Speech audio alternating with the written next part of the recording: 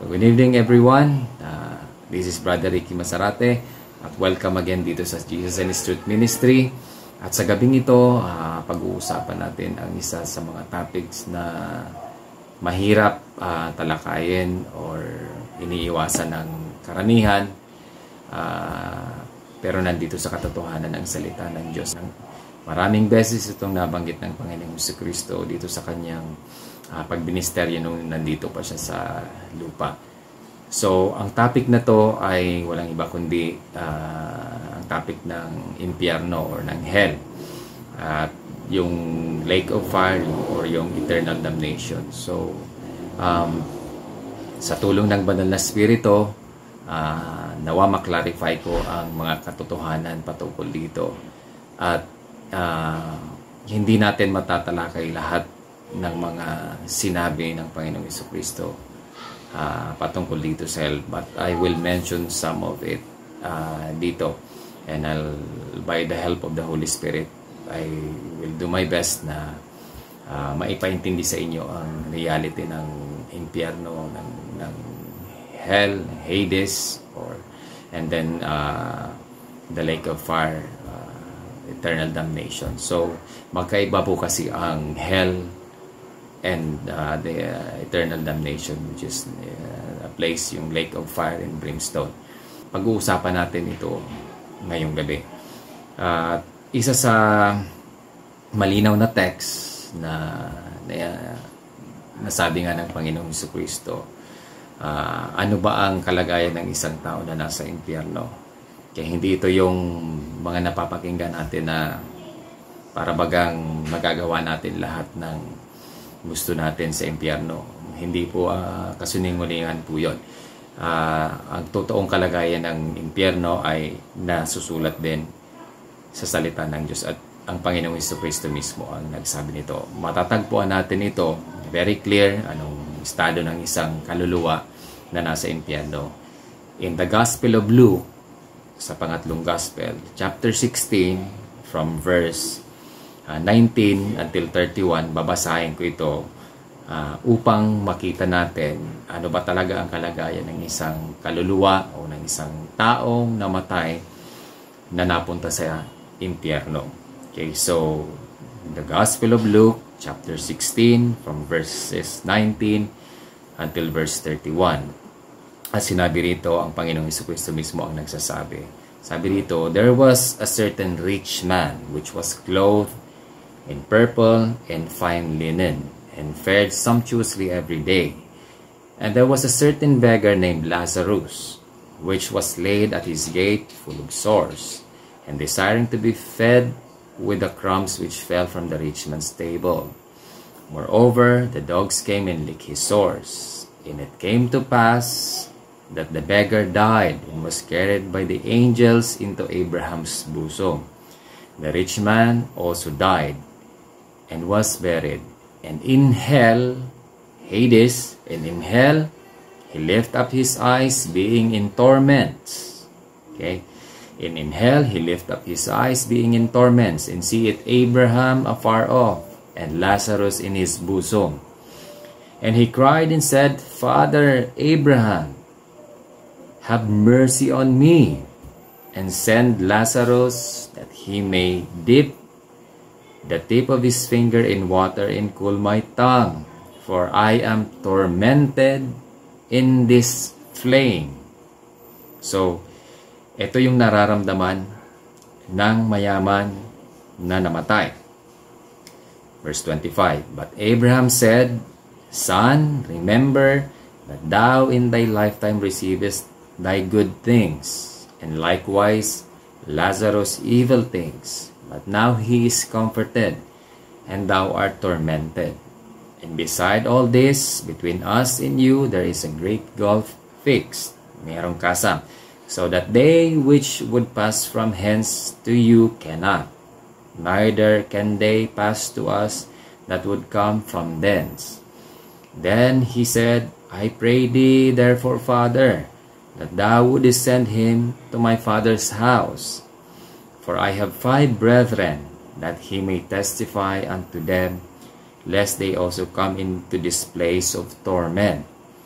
Abraham said unto him, They have Moses and the prophets, let them hear them.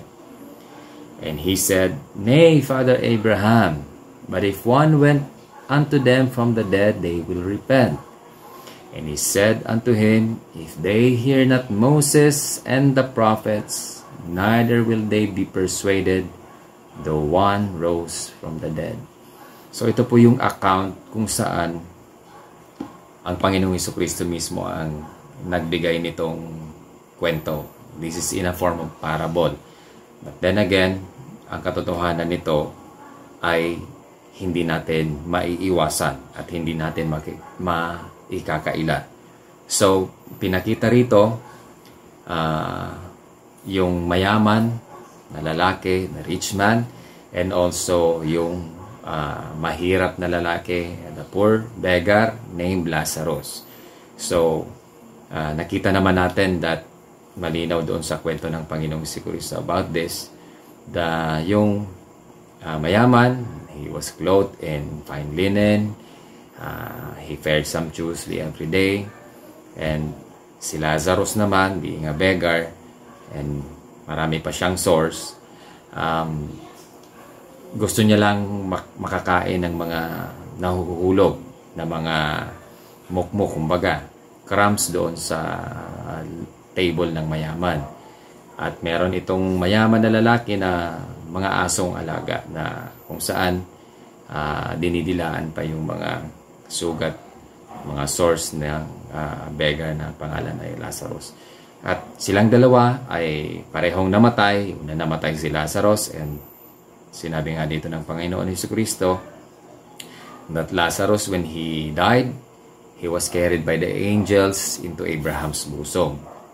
And then the rich man died also, but in hell, okay, sabi doon, in hell, he lift up his eyes, being in torments.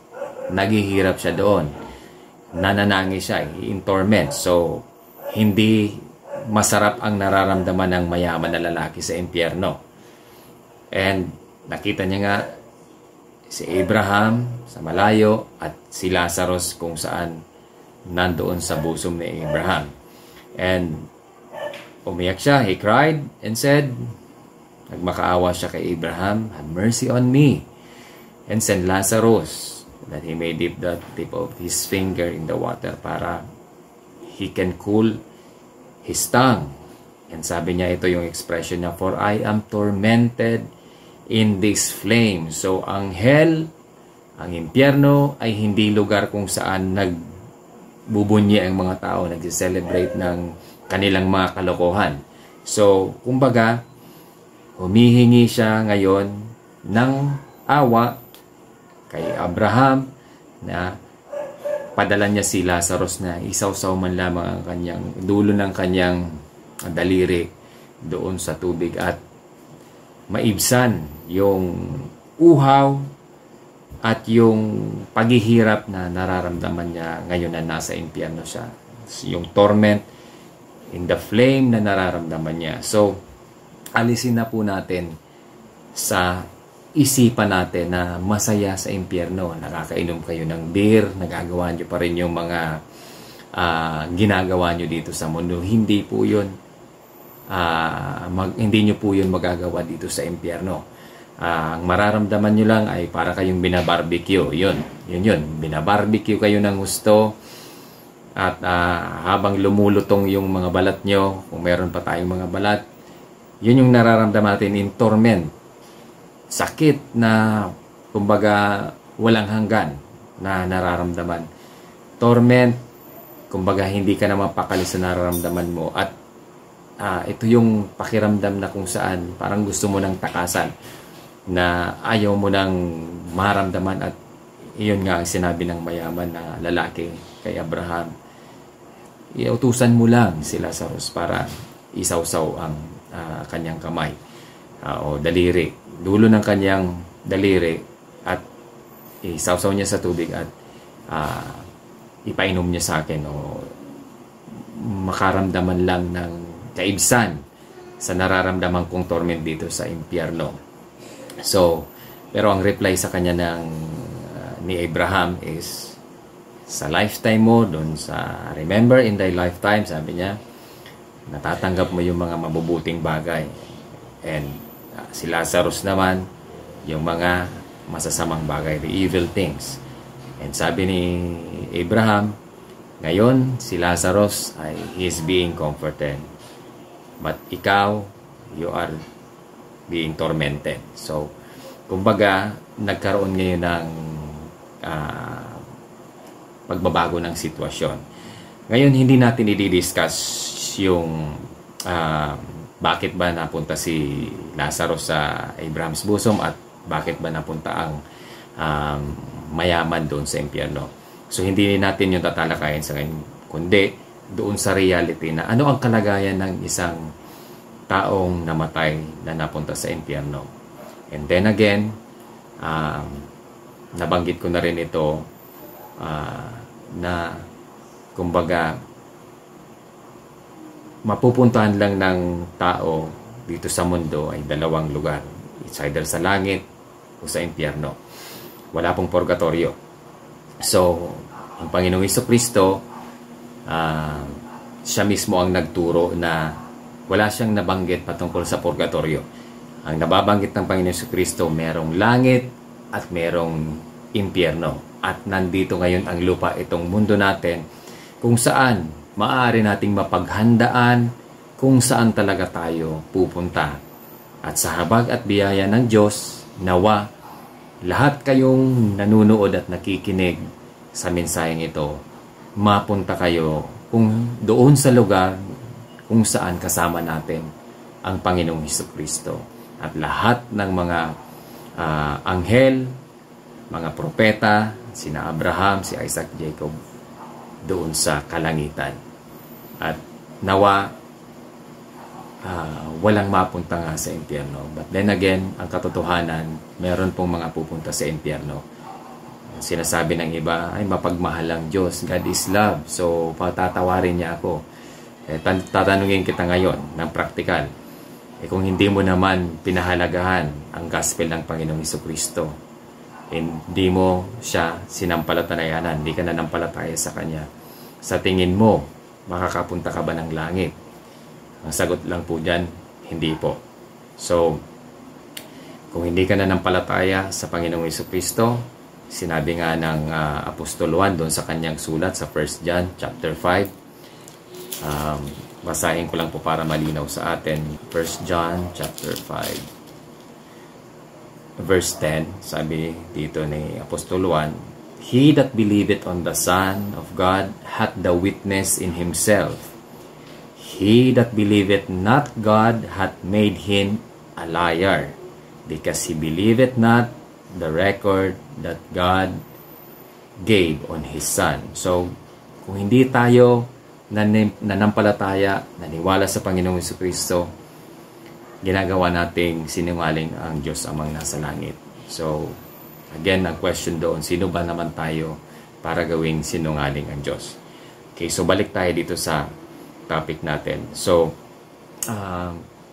ang hell, ang impyerno, ito ay ang lugar kung saan mapupunta lahat ng mga patuloy na nagre-reject sa gospel ng Panginoong Jesucristo.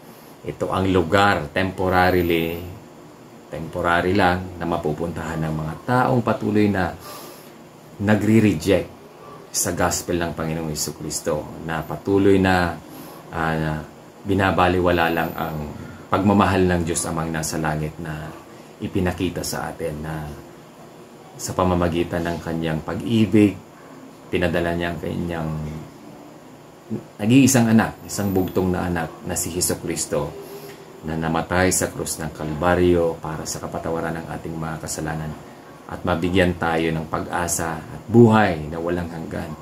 Makakasama natin siya. Kung tayo ay mananampalataya sa Panginoong Jesucristo, tayo ay mag-repent sa ating mga kasalanan at tatalikuran natin ang buhay na hindi kalugod-lugod sa harapan ng Diyos. At sa kabutihan ng Diyos, naniniwala ko na sino man ang sasampalataya sa Panginoong Jesucristo at magre-repent, sila ay magkakaroon ng buhay na walang hanggang kasama niya. So, ito po yung hell. And it is a place of torment. Nakita naman natin dito malinaw, sinabi ng Panginoong Jesucristo na yung mayaman, he is in torment, nahihirapan siya, nauuhaw siya ng gusto niyang maibsan yung nararamdaman niya. Kaya nagmakaawa nga siya kay Abraham na utusan si Lazarus na isawsaw lang yung dulo ng kanyang daliri para makul yung kanyang dila doon dahil doon sa torment. At sabi rin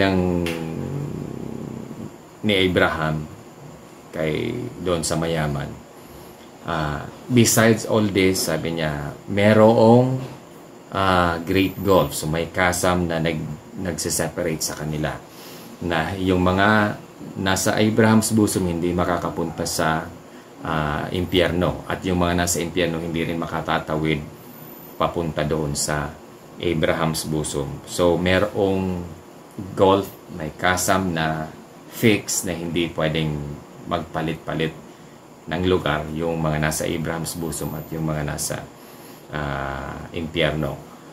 So isa sa mga kumbaga katotohanan na madalas sinasabi ng Panginoong Jesucristo ay ang katotohanan patungkol sa impyerno. So marami actually siyang sinabi doon sa Mount ng Beatitudes. Nung nagturo siya doon, nabanggit niya rin ang patungkol doon sa impyerno, kung saan nababanggit niya na ang katotohanan patungkol sa impyerno. Before that, nung bautismo ng Panginoong Jesucristo ni John the Baptist doon sa Jordan River, before siya mabautismuhan, meron din nabanggit si John the Baptist doon regarding sa unquenchable fire. So sabi dito ni Apostol Juan, hindi lang ito nabanggit dito sa Gospel of Matthew, pati sa Gospel of Mark and Gospel of Luke, and even sa Gospel of John, na yung darating, sabi niya,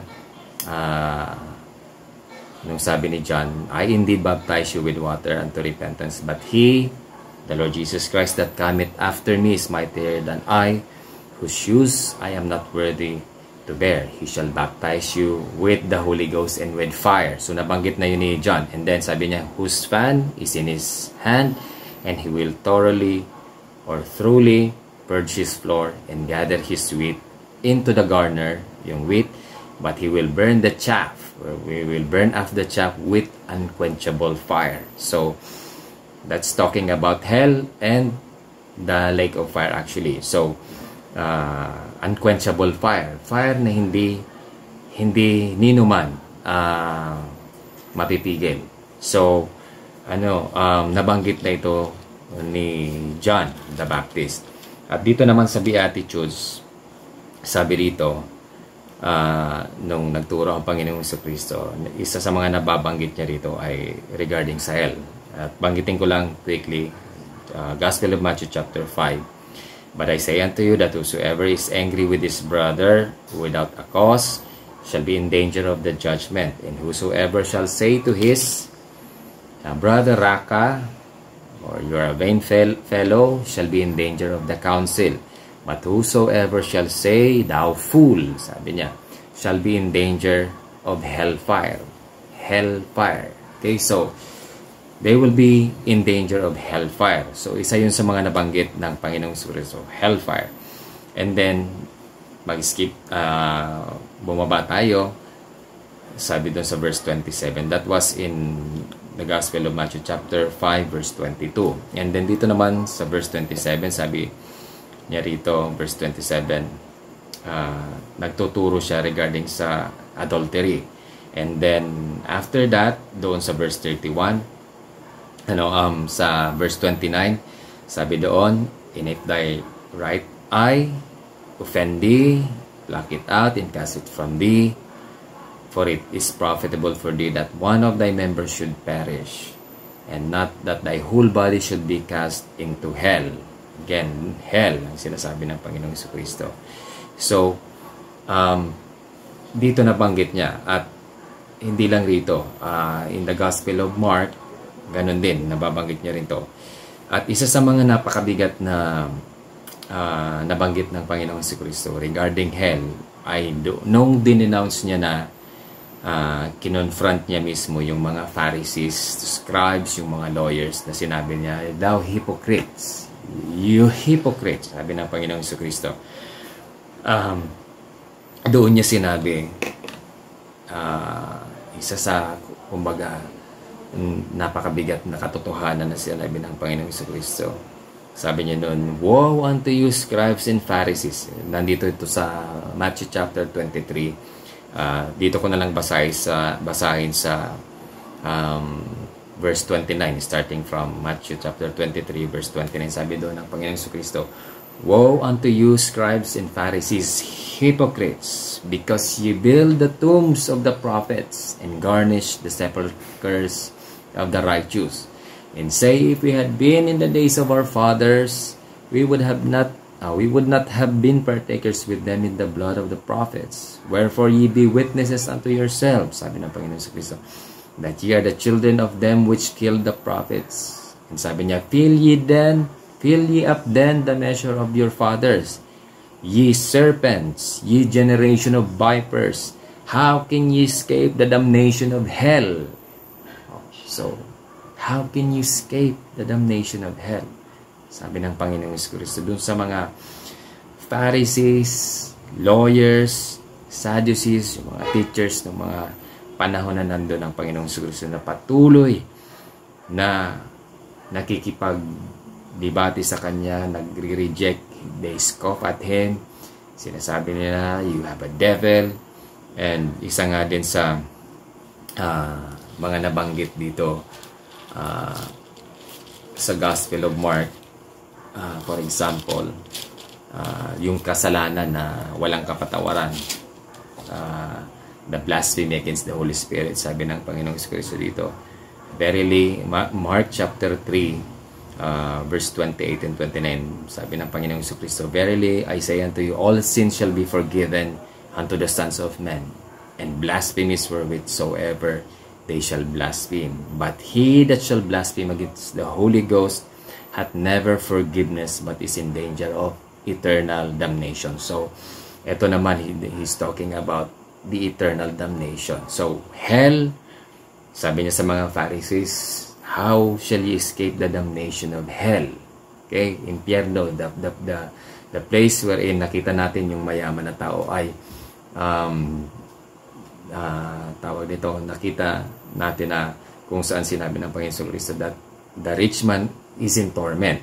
So, how can you escape the damnation of hell? Sabi ng Panginoon Kristo. Yan yung nabasa natin doon sa Mark chapter 3, verse 29, na he that shall blaspheme against the Holy Ghost shall never have forgiveness, but is in danger of eternal damnation. So, ipakita ko lang sa inyo that ang place is a temporary place for those who would continue to reject the gospel of the Lord Jesus Christ, the Lord Jesus Christ Himself, and those who preach about the truth of the gospel of the Lord Jesus Christ. So, mga nakakarinig sa inyo, nakakapanood sa ngayon, again, you will continue in unbelief and i-reject nyo pa rin ang salvation na in-offer ng Panginoong Jesucristo. I tell you this truth. Wala kayong ibang mapupuntahan kundi impyerno. So again, walang purgatorio. Impyerno. Only hell. And in hell, wala pong beer, walang kasiyahan doon, walang video okay doon. You will be in torment. Sa apoy na yon, in flame, you will be in torment. So how can you escape that? Sabi nga ng Panginoon Jesucristo doon sa mga teachers. Now again, puntahan natin ang eternal damnation, yung the other place. Gehenna ito. Ang hell is Hades in the original language. So, ang iba tinatranslation is a place, the grave, or Sheol, the grave. Sinasabi nila is equivalent. But then again, we see coming from the Lord Jesus Christ Himself, ang impyerno, hell is a place of flame, and people that are there are in torments. An example is the rich man. So, puntahan natin and to tell you the difference na hindi parehas ang hell at ang eternal damnation. Makikita natin yon kasi nabanggit nga ni John unquenchable fire, and then sabi nga ng Panginoong Jesucristo, eternal damnation. So, in Book of Revelation, doon na sa mga huling chapters, okay, para makita natin na hindi the same ang hell, ang impyerno at ang eternal damnation. Doon sa Revelation chapter 20, okay, ito na yung judgment na huhusgahan talaga ng Panginoong Jesucristo ang lahat ng mga namatay na hindi nanampalataya sa Panginoong Jesucristo, na patuloy na namumuhay sa unbelief, sa katigasan ng puso, at binabaliwala lang ang katotohanan ng salita ng Diyos at ng mga warning ng mga nagtuturo ng katotohanan ng salita ng Diyos. Ito lang ang lugar na mapupuntahan ng bawat isa sa inyo na patuloy na nagre-reject sa Panginoong Jesucristo, sa kabutihan niya, sa salvation, sa kapatawaran ng kasalanan na ginawa niya para sa bawat isa sa atin at para rin sa inyo. Ito lang ang lugar na mapupuntahan ninyo pagdating ng panahon. Okay, so in Revelation chapter 20, doon nabanggit na doon sa chapter 19 na yung beast and the false prophet, actually hinuli sila. They were both cast alive into the lake of fire burning with brimstone. Ito yung eternal damnation na, yung lake of fire and brimstone. So in Revelation chapter 19 verse 20, sabi doon, and the beast was taken, and with him the false prophet that wrought miracles before him, with which he deceived them that had received the mark of the beast. Okay, we're talking about the coming future. These both were cast alive into a lake of fire burning with brimstone. So, binanggit ko lang yun kasi yun yung lugar kung saan yun yung pinagtapunan ng beast at ng false prophet. And again, ang hell, ang impyerno po, hindi ito nilikha ng Diyos para sa diablo, sa demonyo, kay Satan and his angels. Ang nilikha ng Diyos para sa kaparusahan ni Satan at ng kanyang mga anghel ay ang lake of fire with brimstone. So, hindi po hari ang diablo ng impyerno. Of course, he is tempting us, yung mga tao at yung mga tao dito sa mundo, para mapadala sila sa impyerno temporarily at magkakasama ng diablo, ng kanyang mga anghel, ng beast, ng false prophets, ang mga taong hindi nanampalataya sa Panginoong Jesucristo sa lugar kung saan nanilikha ng Diyos para sa kaparusahan ni Satan at ng kanyang mga anghel. Bago ko ituloy, banggitin ko lang ng saglit doon sa Matthew chapter 25, kasi ang impyerno ay hindi para sa diablo. Temporarily, ang impyerno ay para sa mga doon sa hindi mananampalataya sa Panginoong Jesucristo na mga namatay na. Temporarily, ito ang kalalagyan. So, ang lake of fire and brimstone, yung unquenchable fire na mayroong torment forever and ever, ito yung lugar kung saan ito talaga ang nilikha ng Diyos para sa kaparusahan ng diablo, ni Satan at ng kanyang mga anghel. So sabi rito in Matthew chapter 25 in verse 41, sabi dito, then shall he say also unto them on the left hand, dun sa ito nga yung separation ng sheep tsaka ng goats. So sabi dito, nung sumagot ang king illustration ng Panginoong Jesucristo sa pagdating ng judgment niya. And the king shall answer and say unto them, Verily I say unto you, inasmuch as ye have done it unto me, unto one of the least of these my brethren, ye have done it unto me.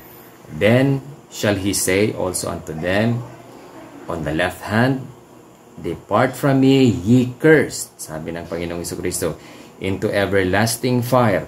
Into everlasting fire, prepared for the devil in his angels. Okay, so depart from me, ye cursed, yung mga goats, into everlasting fire, Gehenna, prepared for the devil in his angels. So hindi ito hell. Again, prepare, ginawa ng Diyos, ng Ama, Diyos amang nasa langit, ng Panginoong Jesucristo at ng banal na Espiritu, ang lake of fire or everlasting fire, lake of fire with brimstone and brimstone. Ito ang nilikha ng Diyos para sa kaparusahan ng Diablo at ng kanyang mga anghel. Malinaw na sinabi ng Panginoong Jesucristo dito sa Matthew chapter 25 verse 41, Depart from me, ye cursed, into everlasting fire, prepared for the devil and his angels. So, doon nga sa verse 46 ng the same chapter, and they shall go away into everlasting punishment, but the righteous into eternal life. So again, doon tayo sa Book of Revelation in chapter 20. Again, sa verse chapter 19, nabanggit na natin doon sa verse 20 that the beast and the false prophet were cast alive into the lake of fire, fire with brimstone.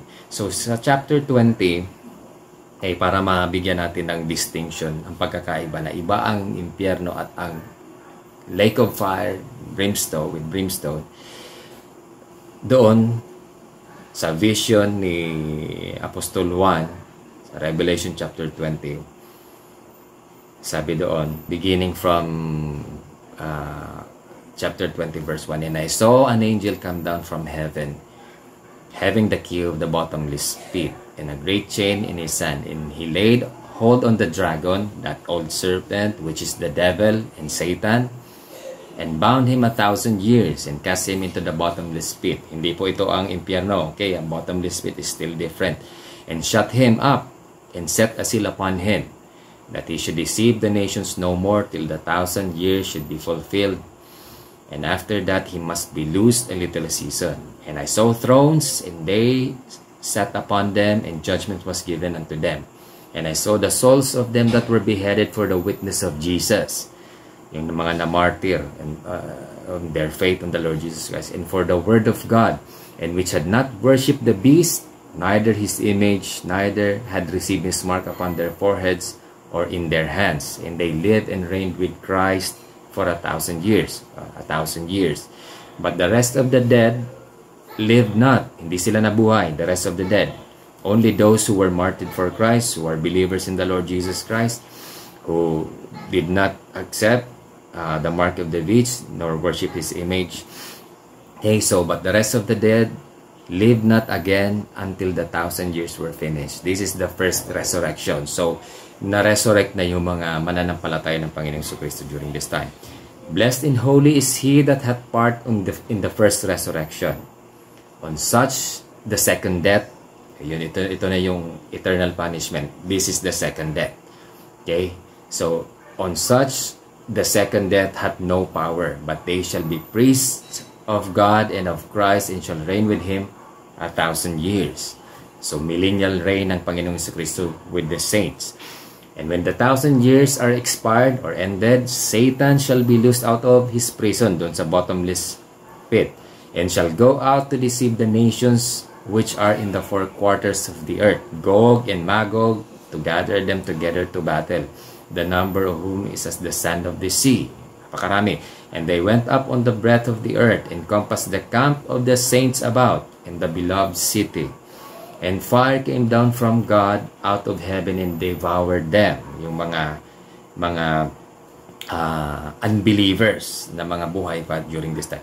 And the devil that deceived them was cast into the lake of fire and brimstone, where the beast and the false prophet are, and shall be tormented day and night forever and ever. So ito na yung pinakita na sa atin dito ng Panginoong Jesucristo, ng Diyos Amang nasa langit at ng Banal na Espiritu, ang katotohanan na kahihinatnan ng diablo ni Satan at ng ng beast at ng false prophet at ng mga later on yung mga taong hindi nanampalataya sa Panginoong Jesucristo, hindi nag-take heed sa katotohanan na ang kaligtasan nasa Panginoong Jesucristo lamang.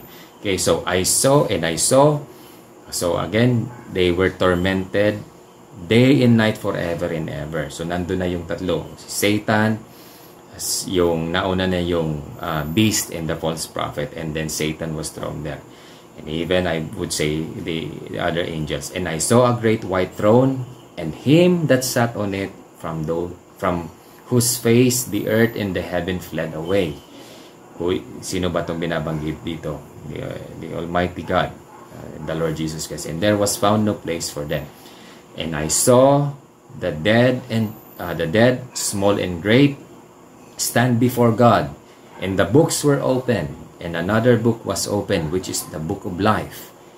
And the dead were judged out of those things which were written in the books, according to their works. Okay, so lahat ng mga ginagawa natin ditong mga bagay sa mundo, naka-record po yan doon. Lalong-lalo na yung mga hindi rin mananampalataya. Lahat ng mga unbelief nyo, kasalanan, anumang form, lahat dyan nakalista sa libro na to. So, they were judged out of those things which were written in the books according to their works. And the sea gave up the dead. So, yung mga patay na nandun sa karagatan, and the sea gave up the dead which were in it, and death and hell, okay, and death and hell delivered up the dead which were in them. Okay, yung mga patay na nandoon sa impyerno, and death and hell delivered up the dead which were in them, and they were judged every man according to their works. Ito na, and death and hell were cast into the lake of fire. This is the second death. So again, kaya iba ang hell, iba ang impyerno doon sa lake of fire and brimstone, yung everlasting fire. Okay, yung fire unquenchable. This is the second death. This is the eternal punishment. So yung kamatayan at ang impyerno ay itinapon din doon sa lake of fire. This, which is the second death. This is the second death. And sabi doon, to continue sa verse 15, and whosoever was not found written in the book of life was cast into the lake of fire. So, in whosoever was not found written in the book of life was cast into the lake of fire. The book of life, of the Lamb's book of life, they were cast also in the lake of fire. O sino yun? Hindi na yun yung diablo at yung kundi yung mga patuloy na namuhay sa kasalanan, sa rejection, sa unbelief sa Panginoong Jesucristo. Itinapon din sila doon sa lake of fire. So, nandito ito sa Revelation chapter 20. Okay, so iba ang impyerno doon sa lake of fire, Gehenna, na ang torment is forever and ever, because ang lake of fire was created by God solely sana for the purpose of the judgment of the devil and his angels. But then, pinakita rito sa atin that death and hell and those who were not found in who were not found the names in the book of life, written in the book of life, was cast in the same way doon sa lake of fire. Nandoon yun sa chapter 20 verse 15. So 14 and 15, the death and hell were cast into the lake of fire, which is the second death, and those who were not written in the book of life, they were also cast into the lake of fire. So sabi dito sa Revelation chapter 21, and he said unto me, chapter 21 verse 6, and he said unto me, it is done, I am Alpha and Omega, the beginning and the end. I will give unto him that is athirst of the fountain of the water of life freely. He that overcometh shall inherit all things, or these things, and I will be his God, and he shall be my son. Sa verse 8, ito, but the fearful and unbelieving and the abominable and murderers and whoremongers and sorcerers and idolaters and all liars shall have their part in the lake of fire, or in the lake which burneth with fire and brimstone, which is the second death. So ito yung destinasyon ng mga taong patuloy na magre-reject sa gospel ng Panginoong Hesukristo, sa kaligtasan na tanging sinecure lamang ng Panginoong Hesukristo sa bawat isa sa atin. So ito yung pupuntahan ng mga nasa impyerno na at ng mga taong patuloy na nagre-reject pa rin sa gospel ng Panginoong Hesukristo, sa katotohanan ng Diyos na nasusulat sa kanyang salita dito sa Biblia. So ito ang kahihinatnan, second death, kung saan nandoon yung beast, yung false prophet, si Satan at ang kanyang mga anghel at ang lahat ng mga hindi na isulat na pangalan doon sa Lamb's Book of Life. So, yun po ang katotohanan. This is the place kung saan, alam ko, ayaw niyong mapuntahan. So, ano pa ang hinihintay natin? Again, habang meron pa kayong hininga, napanood nyo itong mensahe na to, napakinggan nyo ang mensahe ito, habang meron pa kayong buhay sa inyong mga katawan, patuloy nyong huwag talikuran, patuloy nyong alisin na yung mga maling paniniwala.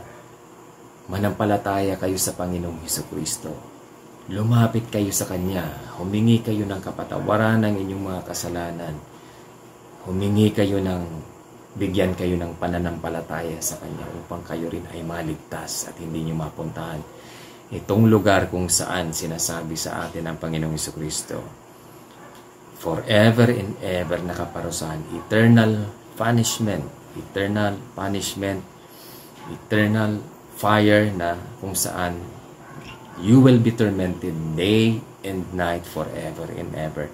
Na ito sana yung design na nilikha ng Diyos para sa dyablo at sa kanyang mga anghel. So, ito yung mapupuntahan ng mga taong patuloy na nagre-reject sa katotohanan ng kaligtasan na ibinigay ng Diyos amang nasa langit sa pamamagitan lamang ng Panginoong Hesukristo. So, wag nating isipin na ang impyerno at ang lake of fire, the second death, yung eternal punishment, ay para lang dun sa mga hardened criminals na nasinten, may mga pinatay or something.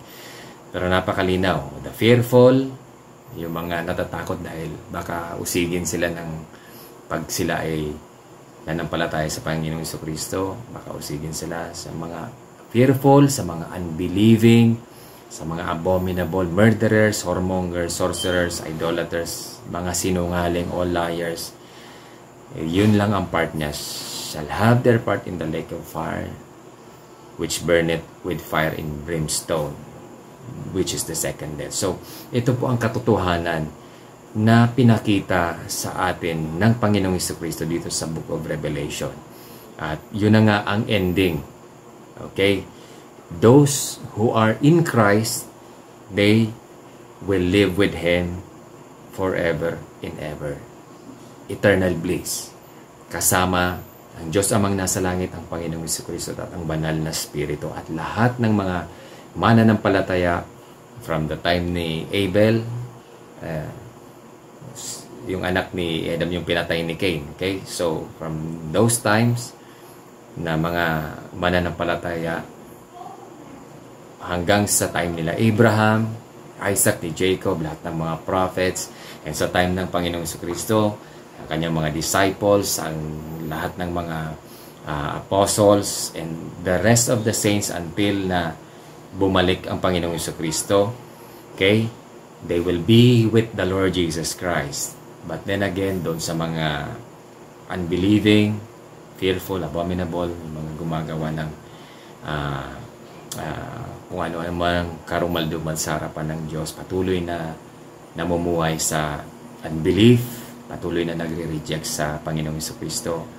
Kaya hindi ang impyerno at ang lake of fire and brimstone para sa mga kriminal, but sa mga unbelievers, mga patuloy na nagre-reject sa gospel ng Panginoong Jesucristo at sa Panginoong Jesucristo mismo at sa mga katotohanan na nandito lamang sa salita ng Diyos dito sa Biblia.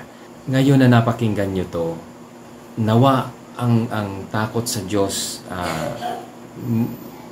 kumbaga ma-realize nyo na ito palang kahihinatnan kung ako ay patuloy na magre-reject sa katotohanan ng kaligtasan na nasa Panginoong Jesucristo. Kasi habang meron ka pang hininga sa iyong katawan, at sabi nga ng Banal na Espiritu, today if ye hear His voice, do not harden your hearts. So huwag niyong tigasan ang inyong mga puso. Patuloy niyong isik ang Panginoong Jesucristo. Available again ang kanyang salita. Huwag kayong basta-basta lang magtitiwala. Siyasatin niyo ang salita niya. Umpisan niyo sa gospel. Itong nabanggit ko sa inyo, ito ay paalala sa inyo and also a warning at the same time. Again, ang Panginoong Jesucristo mismo ang nagturo sa atin about hell. Marami niyang beses itinuturo. Bakit? Kumbaga iisipin natin, bakit ba paulit-ulit binabanggit niya ang Panginoong Jesucristo na nagbibigay siya ng warning na ito yung kalalagyan ng isang patuloy na hindi mananampalataya sa Kanya, patuloy na magre-reject ng Kanyang gospel. Bakit nagbibigay siya ng warning? Because I believe in God's goodness in His heart. Okay? Kaya nga ibinigay niya ang Kanyang bugtong na anak na si Jesucristo para magkaroon tayo ng kapatawaran ng kasalanan, magkaroon tayo ng buhay na walang hanggan, at hindi tayo mapunta dito sa lugar na nilikha lang sana ng Diyos para sa diablo na nagkasala sa Kanya at sa Kanyang mga anghel. So, mayroong pag-asa sa Panginoong Jesucristo. Huwag niyong baliwalain ang warning niya sa atin. Huwag niyong baliwalain ang mensahe na napapakinggan niyo na mga warning about sa impyerno. The reason na napanood nyo at napakinggan nyo ang mensaheng ito, I believe may purpose ang Panginoong Jesucristo. And I believe sa tulong ng Banal na Espiritu, nawa dalhin niya kayo sa katotohanan na walang ibang tagapagligtas dito sa atin, ng ating mga kaluluwa, kundi ang Panginoong Jesucristo lamang. Okay? So lahat ng mga mananampalataya sa Panginoong Jesucristo, lahat ng mga tatalikod sa kanilang mga kasalanan, ibibigay nila ang kanilang buhay para sa Panginoong Jesucristo. They will believe and repent and believe the gospel. They will be saved. Sabi nga na, by the grace of God, through faith in the Lord Jesus Christ, you will be saved. So, ang salvation, habang meron pang hininga ang mga katawan nyo, napakinggan nyo itong katotohanan patungkol sa impyerno at sa eternal punishment, which is the lake of fire and brimstone, yung second death. Nawa bigyan rin kayo ng Panginoong Jesucristo at ng Banal na Espiritu ng takot sa Diyos, dahil sa warning niya na kung patuloy tayong mamumuhay sa unbelief, sa rejection, wala tayong pakialam. Hindi naman, God is love. Yes, God is love. But yet, God is holy. He is just. And He will not commune with unholy people. The Lord Jesus, God the Father and the Holy Spirit, binigyan niya tayo ng katotohanan na available sa bawat isa sa atin nandito sa Kanyang salita. And the reality na pwede nating saliksikin, pwede nating hanapin yung katotohanan na to, na bakit ba talaga even ang Panginoong Jesucristo, bakit nagbibigay siya ng mga pastor, mga sugo, teachers, apostle, prophets, para warningan tayo, para ibigay sa atin yung katotohanan. So, dahil sa kabutihan ng Diyos, ayaw niya talagang mayroong mapunta sa impyerno at later on doon sa lake of fire kung saan mapaparusahan forever and ever, eternal punishment kasama ng diablo, yung mga patuloy na hindi magre-respond ng tama doon sa pag-asa, sa salvation na ibinigay sa atin ng Diyos na sa pamamagitan lamang ng Panginoong Jesucristo. Balikan natin yung sinabi ng Panginoong Jesucristo doon sa Gospel of Luke chapter 16 about the rich man and Lazarus. And yung katotohanan na sinabi nga nung mayaman, Amang Abraham, sabi niya, meron pa akong mga kapatid na nais kong mabigyan ng warning din sana na para hindi sila mapunta sa lugar na to. Kasi sabi niya, I pray thee therefore, Father, that thou wouldest send Lazarus him to my father's house, for I have 5 brethren, that he may testify unto them, lest they also come into this place of torment. So, meron pa rin concern yung mayaman na nawa hindi mapuntahan ito ng aking mga kapatid. So meron lang tayong isang chance. Kumbaga, nabanggit ko nga kanina, ang preparation natin kung saan talaga tayo pupunta, sa lugar kung saan kasama natin ang Panginoong Jesucristo at ang Amang nasa langit, sa lugar na kung nasaan siya sa kalangitan, at sa lugar kung saan mapupuntahan natin itong torment, place of torment, which is hell. Ang preparation lang ay dito sa lupa. So sabi nga ng mayaman, utusan mo si Lazarus na pumunta siya, mabuhay siya, pumunta siya ulit sa bahay ng aking ama. Meron akong 5 kapatid doon. Pero ang sagot ni Abraham sa kanya, they have Moses and the prophets, let them hear them. And sabi niya, nakipag-argue pa yung mayaman, Nay, Father Abraham, but if one went unto them from the dead, they will repent. Ito ang ang sinabi ng ni Abraham. And he said unto him, if they hear not Moses and the prophets, neither will they be persuaded though one rose from the dead. Again, sabi dito, napaka-importante itong sinabi response ni Abraham. And he said unto him, if they hear not Moses and the prophets, neither will they be persuaded, though one rose from the dead. Tanungin ko kayo, sino ba ang nabuhay mula sa mga patay? Walang iba kundi ang Panginoong Jesucristo. He is the one who is risen from the dead. He died and rose again on the 3rd day to prove that the promises of God is true, base doon sa ginawa ng Panginoong Jesucristo, that He died for all of our sins, and on the 3rd day He rose again from the dead. Para yung pangako niya na sinabi niyang, I will give you eternal life in my Son, ay totoo. So, binuhay ang Panginoong Jesucristo ng Diyos Amang nasa langit sa mga patay. So, pero may mga tao pa rin na kahit nakita na mismo ang Panginoong Jesucristo, they still responded in unbelief. Okay? Nabuhay na mismo ang Panginoong Jesucristo, pero marami pa rin ang hindi nananampalataya sa Kanya. Walang ibang nabuhay sa mga patay kundi ang Panginoong Jesucristo. Later on, when He comes again in His glory, He will judge both the living and the dead. And again, nakita natin doon sa Matthew chapter 25, it's talking about the coming judgments of the righteous and the unrighteous, na ginawa nga ang illustration ng Panginoon, the sheep on the right hand and also the goats on the left hand. And that's talking about the judgment.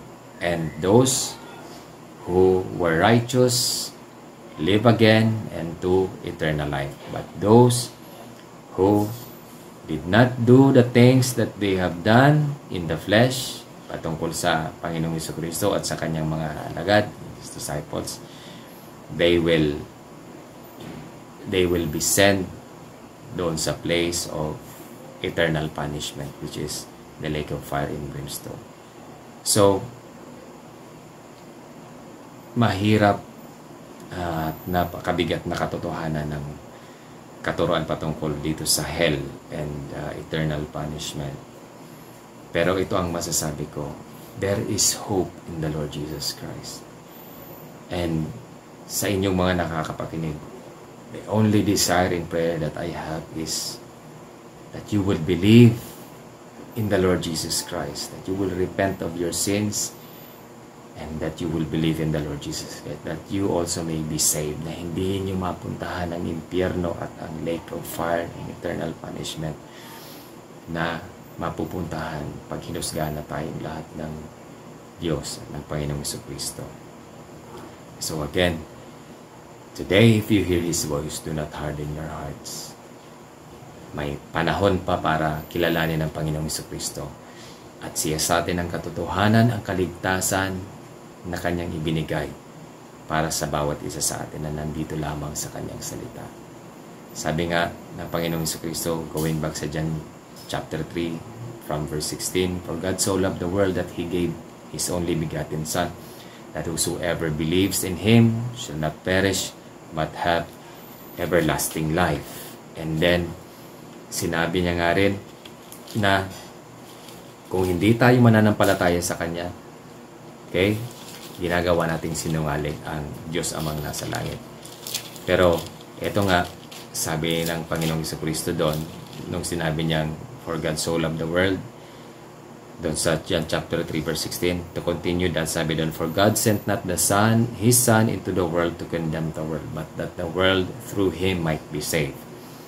He that believeth on Him is not condemned. Okay? He that believeth on the Lord Jesus Christ is not condemned.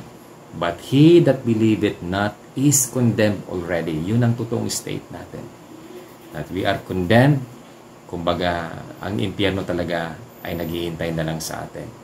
So, but he that believeth not is condemned already, because he hath not believed in the name of the only begotten Son of God. And this is the condemnation, that light is come into the world, and men love darkness rather than light, because their deeds were evil.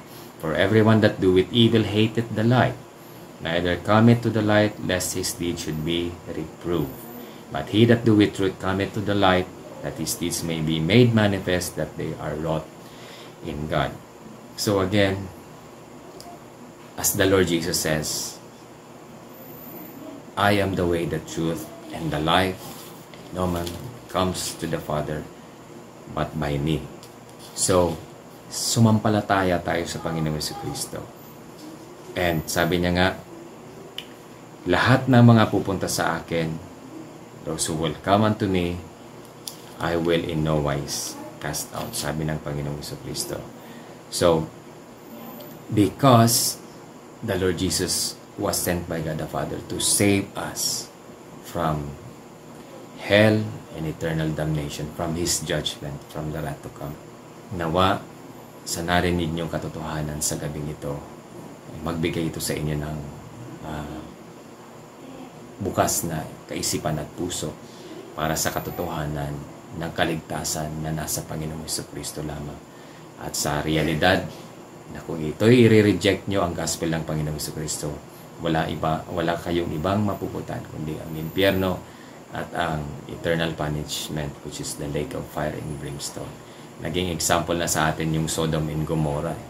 So, even until this day, nandun pa rin yung brimstone as a testimony that God is true in His Word. So, again, nawa you will take heed of this message and you will believe in the gospel of the Lord Jesus Christ, because there is only hope in the Lord Jesus Christ. Maraming salamat po sa bawat isa sa inyo.